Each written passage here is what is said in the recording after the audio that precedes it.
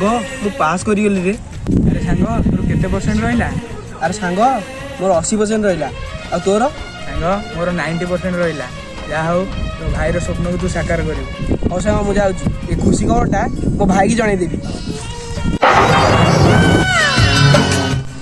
तू चाकरी करू बोली मु 8 घंटा जगह 12 घंटा कष्ट करी काम करछी। मते निराश करिवनु मो भाई। अरे पुओ तोरा जी रिजल्ट बाहर थला भाई मु फेल ही अरे तते एते पाठ पढिथिली तू फेल हो बोली तते मु 8 घंटा जगह 12 घंटा कष्ट करी पाठ पढिथिली कोन एथि पे नहीं भाई मु जानी छी तू मते मिछ कथा कहूछु 12 घंटा ड्यूटी करिया मिछ कथा कहि तू गैरेज काम करूछु। आ मु जानी छी तू मते केते कष्ट रे पाठ पढैछु।